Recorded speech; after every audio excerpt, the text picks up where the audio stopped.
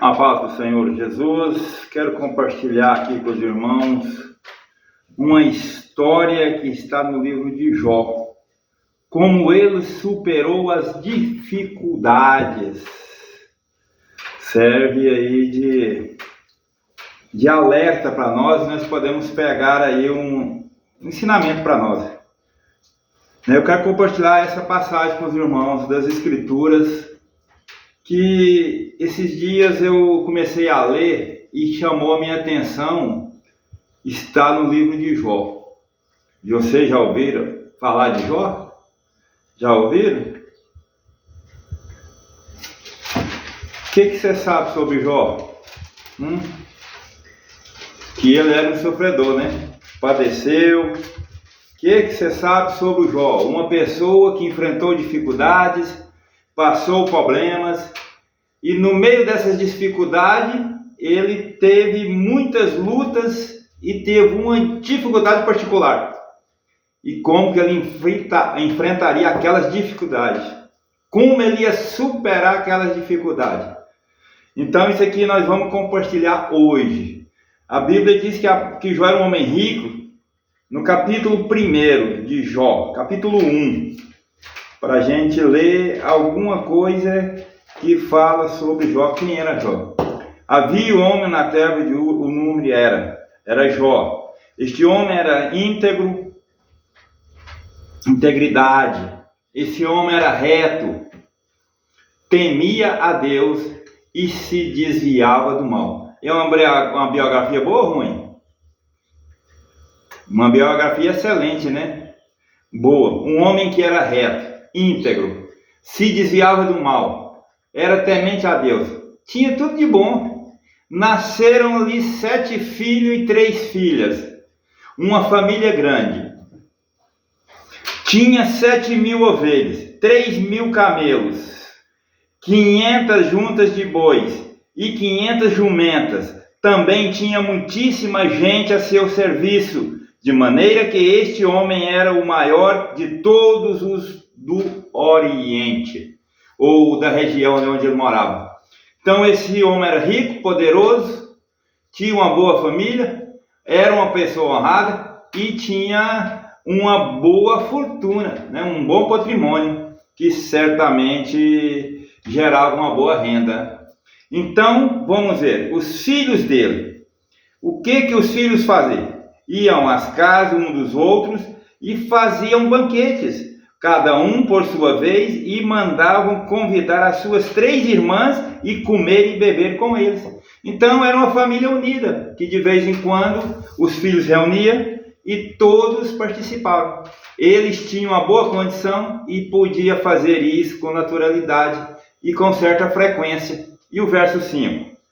Quando se encerrava um ciclo de banquete, quando terminava ali aquela rodada, na sua casa ou na outra casa, 7 casas e as irmãs participavam. Quando se encerrava o ciclo de banquete, Jó chamava os seus filhos e os santificava. Olha a preocupação de Jó. E santificava seus filhos, levantava-se de madrugada e oferecia holocausto, o segundo número dos teus filhos.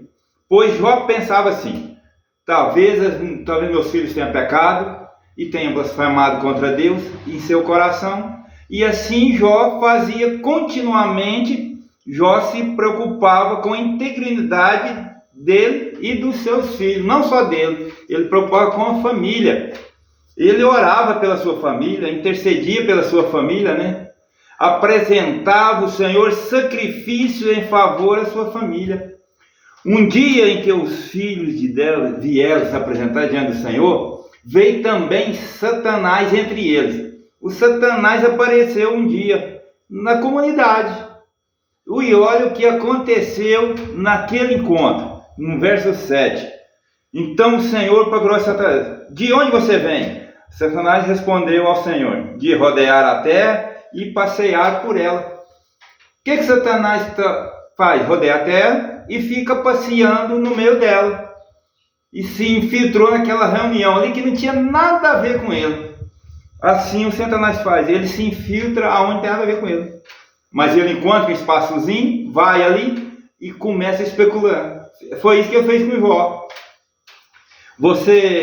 O Senhor procurou. Você reparou no meu servo Jó? Não há ninguém como ele na terra. Ele é um homem íntegro, reto, que teme a Deus e se desvia do mal. Então, o Satanás agora, respondeu Satanás ao Senhor: será que é mesmo, sem motivo, que Jó teme a Deus? Será que ele não está ganhando alguma coisa para ser um adorador?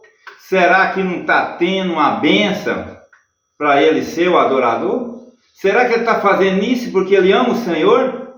Porque ele respeita o Senhor? Ou porque ele está tirando alguma vantagem desse negócio? Olha a cabeça do Satanás, irmãos. Não é assim? Ele logo põe em dúvida. Ele logo questiona se aquele adorador está perfeitamente no espírito da adoração, ou se ele faz aquilo é porque ele tem outros interesses. Isso aqui já nos chama a atenção. Qual é a motivação dos nossos corações quando nos apresentamos diante do Senhor em exercício de adoração? O que nós fazemos? O que motivação? O que com espírito nós nos apresentamos ao Senhor para adorar o Senhor? A beleza da sua santidade. Então Satanás estava lá, estava adorando? Não, ele estava especulando. Estava fazendo o que ele era o próprio, desvirtuar o propósito de Deus. Não é assim? O Satanás não vai ser o adversário de Deus? No projeto de Deus? Então vamos ver lá, o verso seguinte. Olha o que aconteceu no verso 10. No verso 10. Não é verdade que tu mesmo puseste uma cerca ao redor dele, da sua casa e de tudo que ele tem? Na verdade que o Senhor está abençoando a vida dele, as suas mãos e seus bens, e se multiplicaram na terra? Então não é verdade que o Senhor fez tudo isso? Então Satanás questiona. É por isso que ele te adora. É por isso que ele tem interesse. É porque ele está recebendo essas coisas. Então se o Senhor tirar isso dele, ele deixa rapidinho de ser adorador. Ele deixa rapidinho de considerar o Senhor. Foi isso que Satanás fez. Foi isso que Satanás falou. Mas estende a tua mão e toque em tudo que ele tem, para ver se ele não blasfema contra ti e contra a tua face. Olha o que Satanás faz, irmão. Ele cria uma situação. Então ele está tentando ao próprio Deus. Se o Senhor tirar essas coisas de Jó, sabe o que vai sobrar? Um cara blasfemador, uma pessoa que fala mal do Senhor, uma pessoa que maldiz o Senhor. É isso que vai sobrar. Aí Deus falou: você está enganado. Então o Senhor disse a Satanás: então pode fazer o que quiser com o que ele tem, só não estenda a mão contra ele. Então Satanás saiu da presença do Senhor.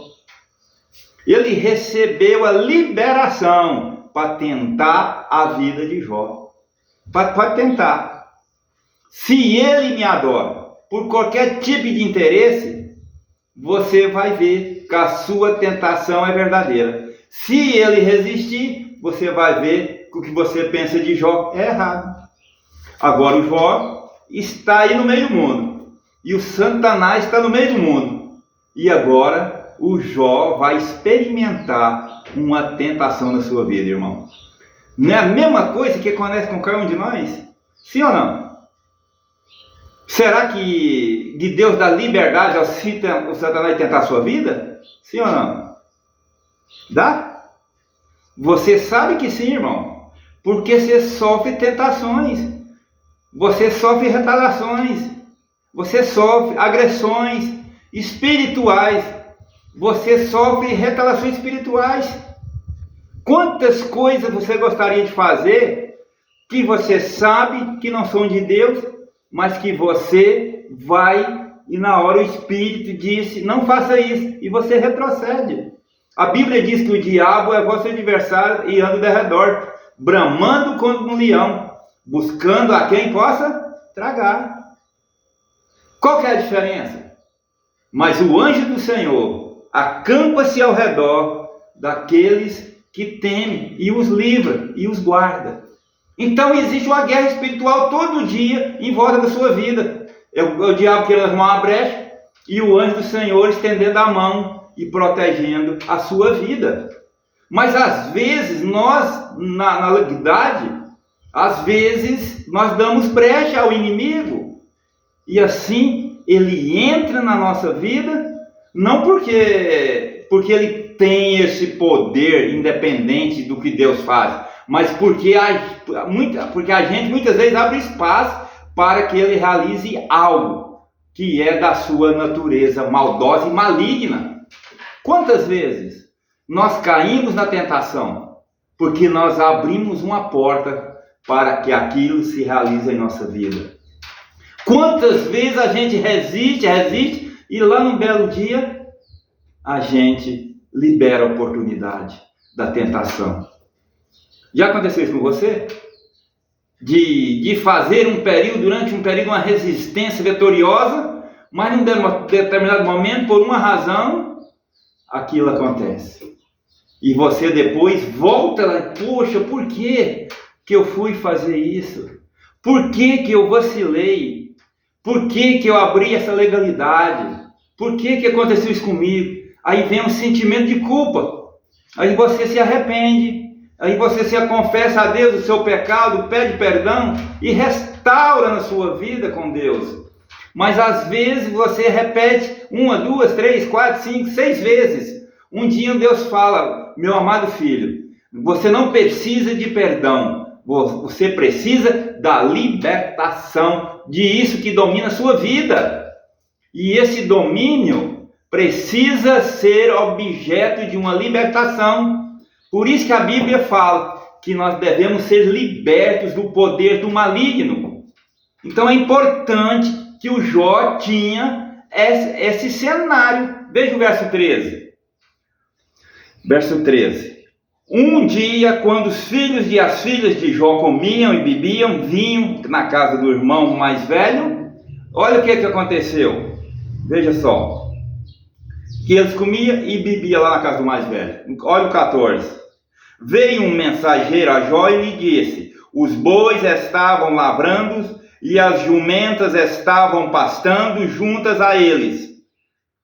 Veio um mensageiro, olha Jó, aconteceu na casa uma tragédia na vida dos seus filhos. Os bois estavam pastando, as ovelhas estavam pastando, e olha o que aconteceu. Olha o verso 15. De repente, os sabeus, um grupo inimigo do povo de Deus, atacaram e levaram tudo. Mataram os servos a fio de espada. Só eu consegui escapar para trazer a notícia. O que aconteceu naquele dia?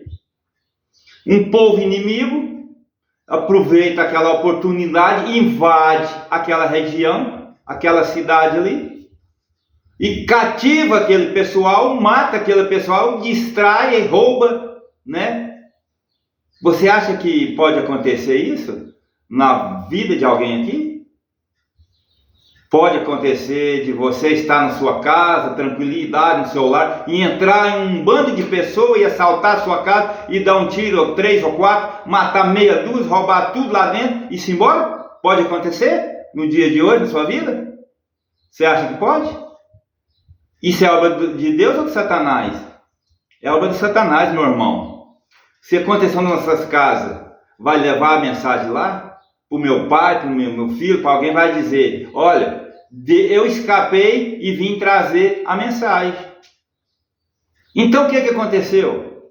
O mesmo Satanás que usou aquela situação para prejudicar uma vida, é o mesmo que usa a situação para prejudicar a sua família, prejudicar a sua igreja, prejudicar o seu cenário. É o mesmo diabo de ontem, de hoje. É aquele que tem a mesma estratégia de usar as situações que já no mundo é as do maligno, já é dele mesmo. Ele já utiliza isso para maltratar, roubar e matar e destruir. Foi isso que aconteceu lá. Olha o que aconteceu. Só para vocês verem que Jó foi sofrendo uma consequência atrás da outra. E olha como Jó vai reagir no verso 16. Enquanto este ainda falava, veio outro mensageiro e disse: fogo de Deus caiu do céu e queimou as ovelhas e os servos, destruindo todos eles. Só eu consegui escapar para trazer a notícia. Então, caiu um raio. Destrói uma pancada de coisa. Aí ele chega lá e diz, caiu fogo do céu. A interpretação do céu, um relâmpago, um trovão, um terremoto, alguma coisa que lastimou a vida daquela família. Nós vemos aí nas notícias aí que está acontecendo aí de fora, lá em Petrópolis, Rio de Janeiro mesmo. Lá quantas pessoas que moram ali, né? Tem ali cultos, tem igrejas, tem crentes, tem tudo. Bem na época da pandemia, estava saindo da pandemia naquela época. E a noticiaram ali uma enchente em Petrópolis, não sei se vocês ouviram falar. Foi uma violência total. Era um morro inteiro caindo, subterrâneo famílias, casas, ônibus. Era uma tragédia total, irmãos. Eu creio que vocês viram. Muitas mortes aconteceram naquele dia lá. Muitas casas destruídas, muitas ruas destruídas. E muitas pessoas lá, crentes, pastores, né? Eu acredito que tinha gente pregando, né? Dificuldades que estava passando ali, ó. Né? Eu acredito que muitas crentes ali morreram também, né? Porque igrejas também ali foi destruída, né? Coisas que não esperava aconteceu, né? Então eles tinham que lidar, aquele pessoal tinha que lidar com aquilo. Aí eu te pergunto, foi Deus que fez aquilo? Não, meu irmão. Foi nós que às vezes construímos nossas casas em lugares perigosos sem tomar as devidas precauções. E quando vem uma enchente, vai acontecer isso. Não é uma coisa que Deus fez. A construção do mundo é nós que fazemos. O meio ambiente é nós que cuidamos. Às vezes construímos barragens que arrebentam. Às vezes criamos situações que produzem tragédia. Aí caiu um raio. E quantas pessoas já morreram porque caiu um raio e morreu? Animais, quantas vezes que já aconteceu? Uma tempestade, uma trovão, uma coisa qualquer. Né? Então, isso acontece nos campos, nas fazendas. Cai raios. Né? A gente vê a noticiando e quando cai esses raios, mata gado, mata pessoas. É a natureza. Então você estava num lugar que aconteceu aquele momento. Né? Você não pode culpar Deus por isso, né? Então tem lá igual Petrópolis, que tem essas regiões, tem muitos campos, né? Ali tem, se nós for ver ali, muitos lugares que as pessoas pescam ali, vai pegar seus peixes ali, vai comer, né? Aí teve uma notícia lá que lá teve uma tromba d'água naquele lugar lá, que destruiu tudo, não ficou um chalé, e lá muita gente hospedava lá. Acabou com tudo, né? Então, muitas pessoas talvez livrou daquilo, não ia para lá, não deu certo de ir. Ou ia no casa do parente, ia ficar lá, ia passar umas férias e não foi. Então, livrou desse acontecimento. Então, muitas vezes você vai tirar uma férias, acontece uma tragédia. Isso é a natureza. Isso, né? Aí você fala, foi o diabo? Não, foi um acidente da natureza. Mas o diabo pode usar isso para julgar no seu rosto, que o seu Deus não cuidou de você? Ele pode fazer isso? Pode. E você pode comprar essa ideia? E você pode ficar com raiva de Deus? Achando que Ele não te protegeu, não te guardou do mal? Você pode ficar. E muitas vezes vai ficar. Jó ficou chateado com Deus. Eu sou um crente. Como é que vai acontecer uma tragédia dessa na minha vida?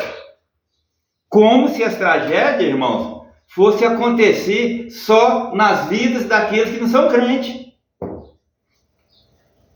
né? Isso vai acontecer na vida de todo mundo. A gente tem o nosso relacionamento com as pessoas, né? Muitos pastores aí viajam, né? De avião, para vários lugares, tá risco a tudo isso, né?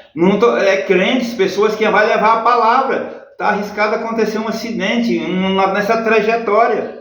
É a vida. Você anda num avião daquele, é uma máquina, pode dar um defeito. Nós não podemos culpar, foi Deus, né? Eu fiz alguma coisa e Deus me puniu. Não, irmão. Deus não pune. Deus é amor. Então, o que aconteceu na vida do Jó ali foi isso, né? Há um monte de tragédia acontecendo na vida de Jó. E o diabo aproveitando das tragédias e jogando ele contra Deus. Né? Então nós vemos aí essas notícias, essas avalanches que dá, né? Pessoas aí, nós já vimos aí teto de igreja cair em cima de irmãos. Então essas coisas acontecem. Nós não podemos dizer que foi Deus que fez isso, ou que foi o diabo que fez isso. Essas circunstâncias acontecem.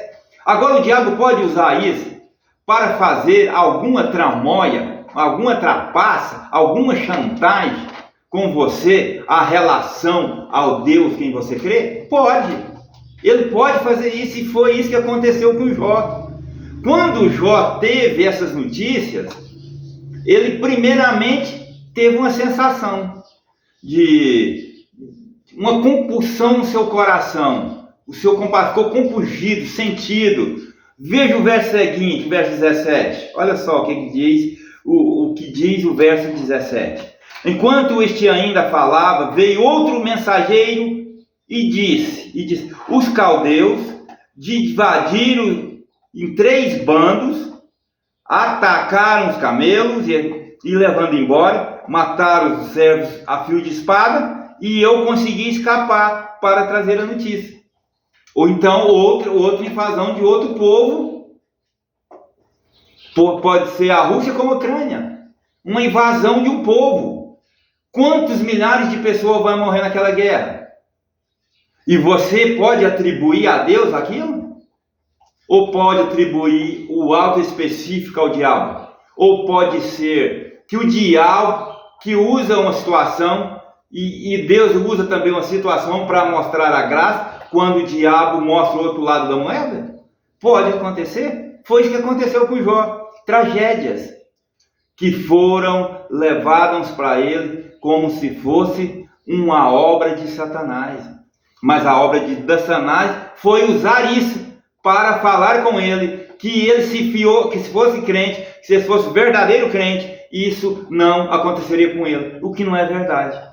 Qualquer um de nós, irmãos, que for atravessar uma rua, por qualquer circunstância, e for atropelado por um caminhão, passar por cima de nós, é provável que nós vamos morrer. Isso faz parte da vida natural de cada um de nós. Mas não quer dizer que é o diabo que está fazendo isso, quer dizer que o diabo pode usar isso para atribuir isso a uma situação que é do interesse dele, e desqualificar, e para enganar, e mentir, e roubar e matar. Está sentindo? Então é isso que ele pode fazer. Isso faz sentido? Veja o que aconteceu. Vamos para frente.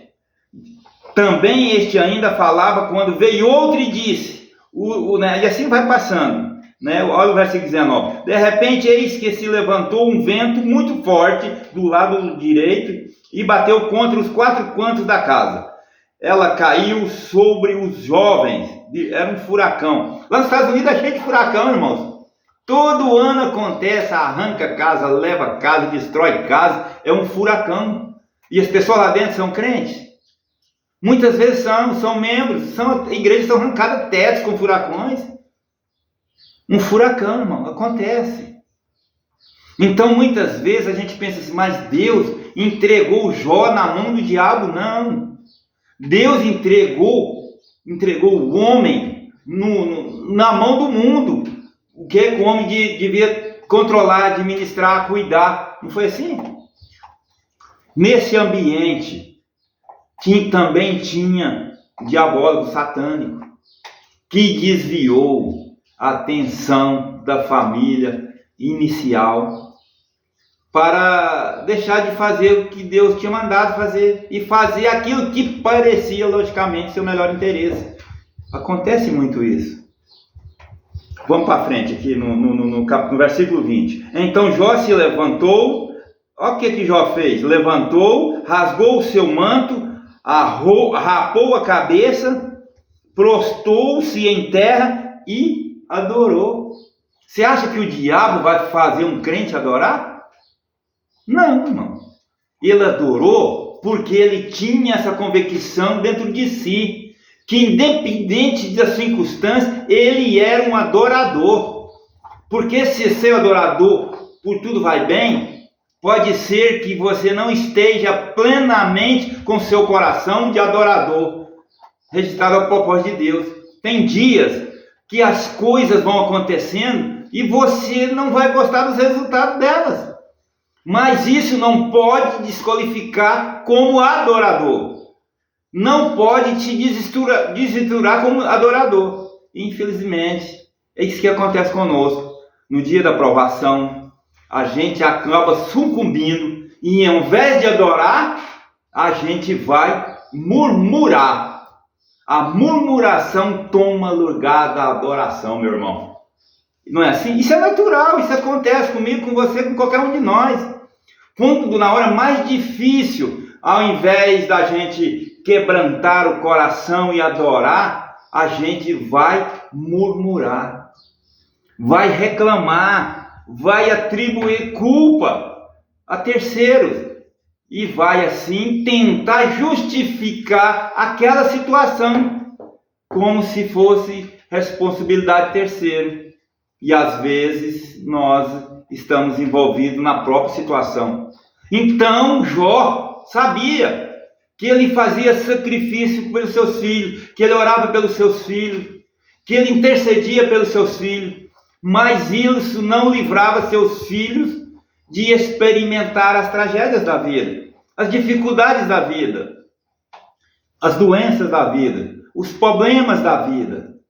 O crente não tem um salvo-conduto de Deus para andar nesse mundo e não sofrer nada, e não sentir problema nenhum, não ser atacado por nenhuma doença, não ser atropelado, não ser assaltado. Não tem nenhum salvo-conduto, irmão. Nós estamos num mundo que jaz do maligno. Então o maligno está ao derredor procurando. E quando acontece alguma coisa, ele vai botar alguma coisa na nossa cabeça. Se você fosse um crente, se Deus fosse esse Deus que fala, não ia acontecer isso com você. E aí nós caímos na cilada do inimigo. Deixamos de considerar Deus e passamos a considerar a fala de Satanás com mais importância do que a fala de Deus. Temos que então afinar os nossos corações com a fala de Deus. Porque mesmo em meio às tragédias, Deus não deixou de ser Deus. O Espírito Santo não deixou de ser Espírito Santo. A palavra de Deus não deixou de ser a palavra de Deus. E nós não podemos deixar de ser adoradores que sempre foi. Que sempre participamos de louvor e da adoração. Mesmo de tempos difíceis, então o texto ensina que em tempos bons somos bons adoradores. Em tempos difíceis, somos ainda os melhores adoradores. Porque temos que ter mais consagração da nossa vida para suportar os tempos difíceis. Faz sentido, meus irmãos? Faz. Então disse Jó: e não saí do ventre da minha mãe, e não voltarei. O Senhor o Deus, e o Senhor tomou. Bendito seja o nome do Senhor. Foi o Senhor que tomou? Foi o Senhor que tomou? Foi o Senhor que invadiu a terra e destruiu? Não, foi o inimigo. Mas o Jó disse assim: o Senhor deu, o Senhor tirou. Às vezes nós atribuímos a Deus, irmãos, alguma coisa que não foi Deus, mas a gente entende Deus deu, Deus tomou. Tem que identificar quem que foi que tirou, para que você não ficar culpando Deus depois, para você não ficar atribuindo a Deus depois, porque quando você diz que foi Deus que tirou, intimamente você começa a ficar com raiva de Deus, porque ele podia não ter tirado, e tirou. Então abra os olhos e diga: não fui Deus que tirou, foi o diabo que disse, que foi ele. Mas não é. É as circunstâncias da vida. Nós temos que entender quem foi que nos destituiu. Foi Deus? É Deus que te destitui da bênção dele? É Deus que te desvia do caminho dele? É Deus que te tira da área de louvor e adoração? Não, irmão. É o inimigo que usa a circunstância da sua vida e só vai solapando as suas estruturas. Não é Deus, meu Deus e o seu Deus não faz mal a ninguém. Ele não faz mal a ninguém. O fato é que o diabo é o nosso adversário, anda ao derredor. E queiramos não, em todo o tempo ele passa para a nossa porta. Ele bate ali nos cantos da nossa casa. Ele fica procurando a brecha, aonde ele vai encontrar espaço de legalidade para ele entrar e realizar a sua obra. Por isso que nós temos que resistir a quem? Ao diabo. Porque aí ele fugirá de nós. Só tem um jeito de expulsar o diabo da sua vida: você resistir à ação dele na sua vida, expulsar da sua vida. Se você percebe que algo na sua vida que pode ter um cheiro diabólico, expulse da sua vida. Não espere o demônio entrar. Expulse em Deus de já a tentação. Expulse, que pode estar rodando a sua vida e não tem nada a ver com Deus. É obra do inimigo. Então já começa fechando a porta. Começa logo tampando a brecha. Comece logo se defendendo debaixo das asas do Altíssimo. Porque aí o diabo não lhe toca. É território de Deus. Território especial. Faz sentido? Agora eu queria que você abrisse Jó, capítulo 16, de 7 a 17. Jó 16, de 7 a 17. Olha só, quando a gente se atribui o problema à pessoa errada. É um grande problema na vida quando a gente atribui o problema à pessoa errada. O Joaquim cometeu o erro, mas eu atribuo o erro ao Pedro, como se ele fosse o responsável pelo que o Joaquim fez. Então é um perigo você atribuir o erro à pessoa errada, irmão. Não é verdade? Então vamos ver aqui o versículo. Na verdade, esgotaste as minhas forças. Tu, ó Deus, destruíste toda a minha família. Olha o que Jó disse, irmão. Na verdade, esgotaste as minhas forças. Tu, ó Deus, destruíste toda a minha família. Verdade ou errado? Ele está atribuindo o problema a quem? A Deus. E foi Deus que fez aquilo? Não, irmão. Atribuiu a pessoa errada. Está atribuindo a Deus uma obra que não é de Deus, é dos caldeus. Só que o diabo usa para falar com ele: olha o que Deus fez com você. Você que é crente, que vive na igreja, que é dizimista. Olha só, olha o que aconteceu na sua vida. E se seu Deus não está com essa força toda na sua vida, aí você acredita nisso. Aí você sai duvidando da presença, do poder de Deus na sua vida. Porque você deu lugar ao diabo. Tem que ter esse cuidado, irmão. Veja só o verso 8. Testemunha disto é que me deixaste enrugado. A minha grandeza já se levanta contra mim e me acusa cara a cara. Então tudo que aconteceu, estou complicado porque aconteceu isso comigo e eu não estou conseguindo vencer a pressão que esses acontecimentos exerceram sobre mim. Então o Senhor é o culpado disso. Não, irmãos. O culpado talvez seja a minha incapacidade de entender como que Deus pode cuidar de mim do meio da tribulação. Deus é o nosso refúgio e fortaleza.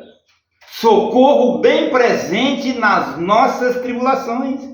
Então Deus se apresenta como socorro, não como aquele que faz a nossa vida enrugada, não aquele que faz a nossa vida destruída, mas assim, sem força, sem energia. Isso não é uma obra de Deus, isso é uma obra para ser realizada por Deus de restauração, de recuperação, de resgate daquilo que o diabo quer que você pense que é uma coisa de Deus, quando na verdade Não é fruto da circunstância. Você passa por um grande problema e te afeta. Não tem jeito daquele problema não te afetar. É um filho que morre, é uma doença incurável, é um casamento desfeito, seja lá o que for, é uma situação que você enfrenta. E aquilo machuca, fere a sua vida, magoa a sua vida. Mas agora o que você tem que pensar? É nessa situação, eu preciso do socorro de Deus, que eu preciso que Ele seja socorro bem presente na minha angústia, na minha luta, na minha dor, né? Fiquei desempregado, enfim, minha família, né, foi destruída, não importa a situação, é no meio da nossa dor, é no meio da nossa tempestade que Jesus aparece para ser o nosso socorro bem presente na angústia e na tribulação, aleluia. Faz sentido, meu irmão? Veja aí o verso seguinte: na sua ira me despedaçou. Olha só, na sua ira me despedaçou. Aonde que aparece a ira de Deus nesse negócio? Em nenhum momento. Olha a interpretação de Jó. Tua ira o Senhor me despedaçou, me perseguiu, rangeu os dentes contra mim e com meu adversário aguça os olhos. Então, meus irmãos, o Jó estava com uma visão distorcida. Sabe por quê? Porque nos períodos anteriores, aí ele tinha 3 amigos. Sabe o que os amigos disseram para ele? Chegaram lá: Jó, se você fosse um crente, isso não teria acontecido com você. Se você fosse fiel, isso não teria acontecido com você. Se você fosse uma pessoa que anda nos caminhos de Deus, isso não teria acontecido com você. Então Jó foi se enchendo daquela compreensão de que o problema era dele. Ele que era o culpado daquilo ter acontecido. Como eu sou uma pessoa correta e íntegra, então só pode ter sido Deus o responsável por isso. É aí que nós compreendemos como nós, para justificar nossas dores, acabamos atribuindo a Deus a responsabilidade que aconteceu conosco. E na verdade, não é Deus que é responsável. Seja o maligno, seja a circunstância da vida, mas Deus é o resgatador das nossas vidas. Ele é aquele que nos salva das nossas tribulações. Ele é aquele que domina onde temos aflições. Tema de bom ânimo. Eu venci o mundo. A vitória em Cristo Jesus. Veja mais um só, o verso 11. Deus me entrega aos ímpios e me faz cair nas mãos dos perversos. Deus entregou ele na mão dos caldeus para ele morrer? Não, irmãos. Essa é a visão de Jó, por causa da influência dos seus amigos, que encheram a cabeça dele, que se ele fosse bom, não teria acontecido aquilo, não tinha acontecido nada com ele. Então ele vai atribuir a Deus em vão: eu fui infiel ao Senhor. Por isso que me aconteceu tudo isso. Temos que ter muito cuidado para não atribuir à pessoa errada o problema que a gente está enfrentando. O problema que eu estou enfrentando tem que ser atribuído à pessoa certa.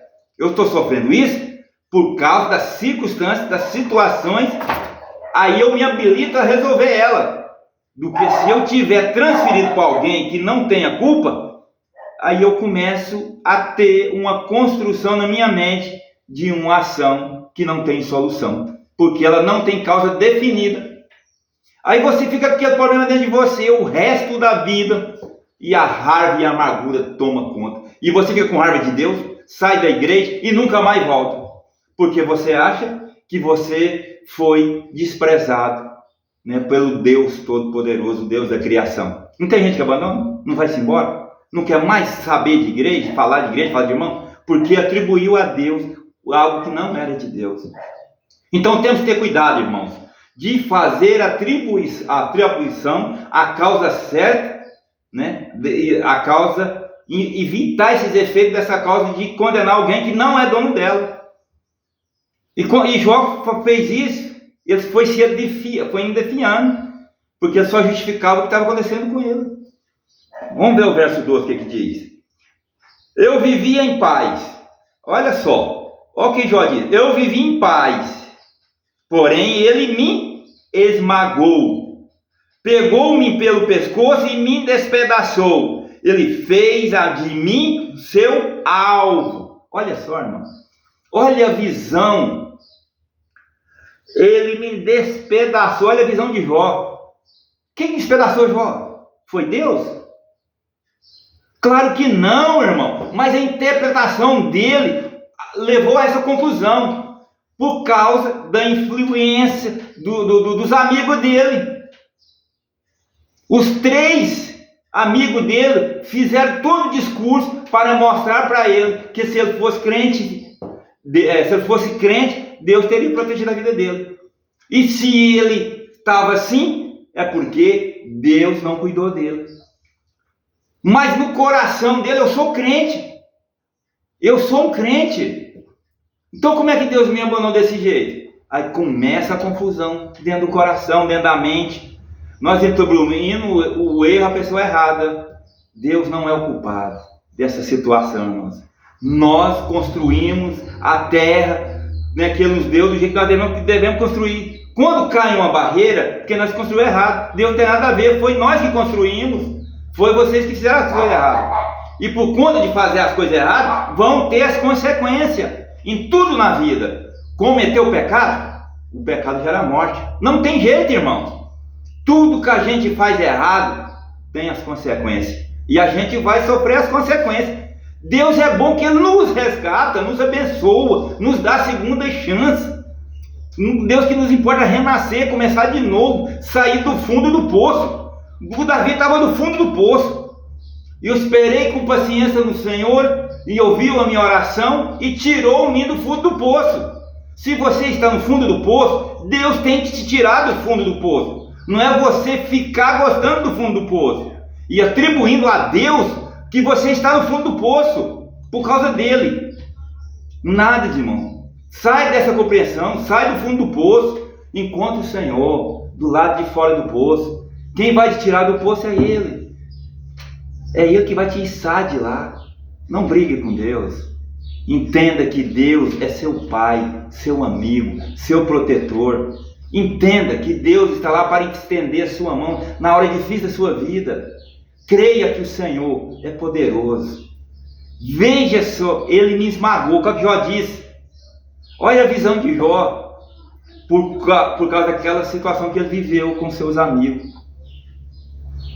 Então veja só, irmãos. Veja, 42. Só para ter vamos lá para o 42. Jó 42, de 1 a 6.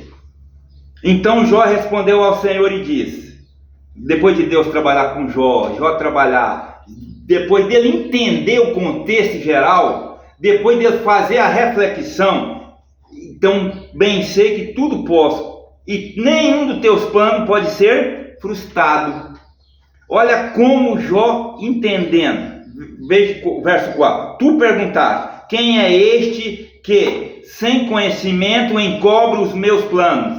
Na verdade, falei do que eu não entendia, coisas que são maravilhosas demais para mim, coisas que eu não conhecia. O que o Jó está reconhecendo? Falei coisa que eu não entendia, disse coisa que eu não devia, por isso eu cometi esses erros de atribuir as coisas ruins às pessoas erradas. Olha só o verso 4. Disseste, escute, porque eu vou falar. Farei perguntas e você me responderá. Isso é Deus com Jó. Verso 5. Eu te conheci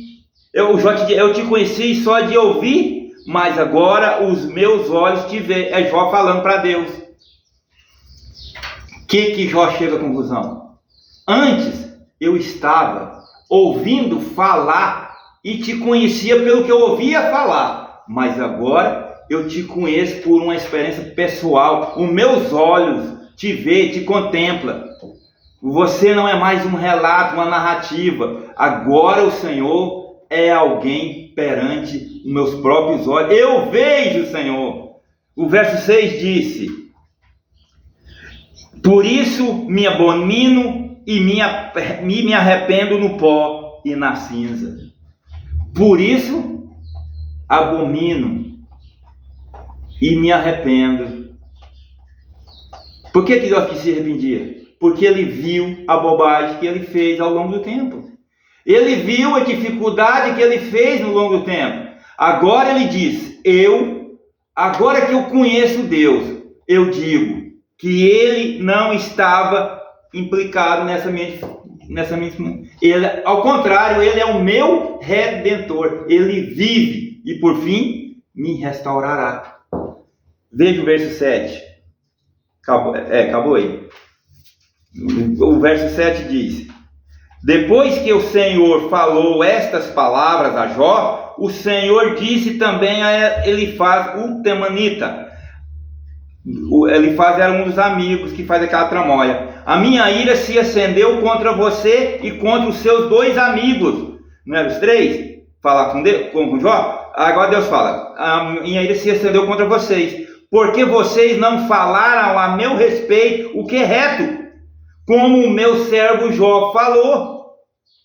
Vocês, quando foram lá, botaram na cabeça de Jó uma porção de coisas erradas. Por isso que o Jó começou a agir de acordo com o que vocês ensinaram para ele.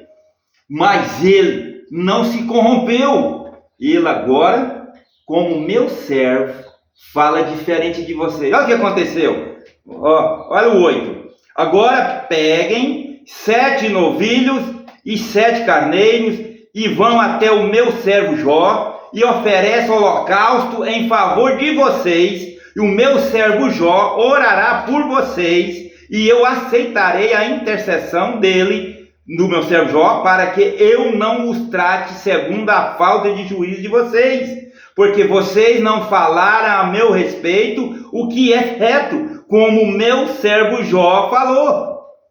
Agora você vai fazer o seguinte: vocês vão oferecer holocausto, vocês vão lá pedir perdão a Jó, vocês vão apresentar isso diante de Jó, e Jó vai orar por vocês.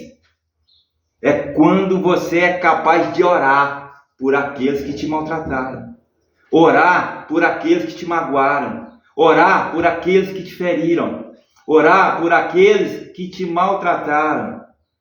Por quê? Porque Deus vê a retidão do seu coração, Deus vê a justiça da sua vida, do seu comportamento. Então ele pega seu inimigo e bota lá e disse que você vai lá abençoar a vida deles.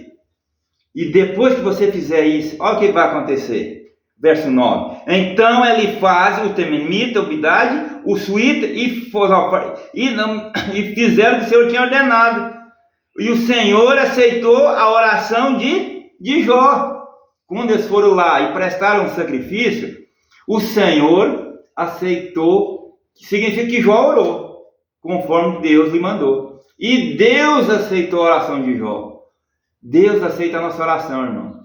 Por aqueles que nos ferem, que nos maltratam, mesmo que a gente tenha algum sentimento, o Espírito trabalha em nós, para que nós podemos fazer o que é de Deus e não o que é do diabo. Não o que é da carne, mas o que é do Espírito. Faz de nós cristãos diferenciados, não é verdade? Veja o verso 10. O Senhor restaurou a sorte de Jó.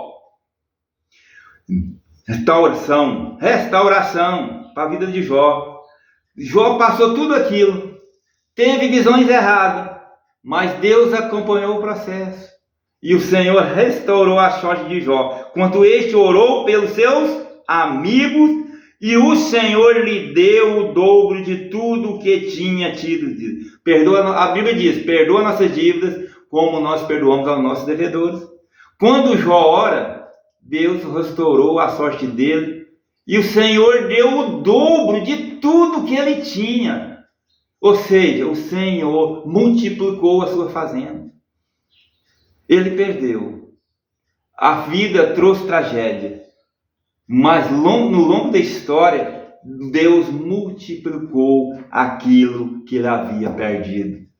Porque ele foi restaurado diante de Deus. Porque ele arrumou o seu coração, a sua mente, dentro do propósito de Deus. tornou-se na mão de Deus um adorador que ora até por aqueles que maltratam, na expectativa que Deus trabalha e restaura não só a sua vida, mas a vida de todos que estão ao seu redor. Lembra aquela passagem de Jesus? Se alguém te obrigar uma milha, vai com ele 2. É importante essa capacidade, irmão, de alastecer a sua capacidade de perdoar, de relevar. Então, né? Aí termina aqui. Então, né? Aí vieres para os seus irmãos, aqui nós vemos 11, comer com ele na sua casa e conduíram com ele e o consolaram em todo o mal que o Senhor tinha feito, entendendo? Né? Pronto. O fato é que ele foi restaurado e eu acredito que Jó saiu daquela empreitada mais firme com Deus do que quando ele entrou. Amém? Que a paz do nosso Senhor esteja conosco. E você? Como você sai depois dessa mensagem? O que você entende? O que você ganha, né, ouvindo essa mensagem aqui do pastor Ailton? O que você ganha? Vamos ser igual Jó, vamos adorar a Deus no meio das dificuldades como ele adorou, para que nós podemos sair vitoriosos. É por isso que eu lhe peço, né, quando a gente passa uma mensagem essa, para alcançar pessoas. Então eu peço aí que você, se gostou, compartilhe esse vídeo aí, dessa ministração. Comente, para que e você compartilhar ela, curtir, para que ela alcance mais pessoas, para entender esse amor que Deus tem por nós, para não ter essa visão contrária de Deus, porque Deus não é esse carrasco que às vezes as pessoas põem. Deus é um Deus de restauração. É o que ele fez na vida de Jó. Jó, no começo, ele entrou ali, ele ouvia falar de Deus, mas a palavra ali, a história mostra que no final ele tem essa intimidade maravilhosa com Deus. Então é isso aí, meus irmãos. Eu queria trazer um pouco de Jó para nossas vidas, como nós podemos ser melhor através dessas histórias maravilhosas que tem na palavra de Deus. Amém? Que a paz do nosso Senhor Jesus Cristo esteja com todos nós e que cada dia mais nós venha meditar nesta palavra e venha ganhar do Senhor do melhor. O melhor que ele deixou para nós está aqui, é a palavra dele. Então vamos alimentar essa palavra que nós vamos ficar fortalecidos. Amém? Fica na paz. Jesus abençoa a todos nós em nome de Jesus.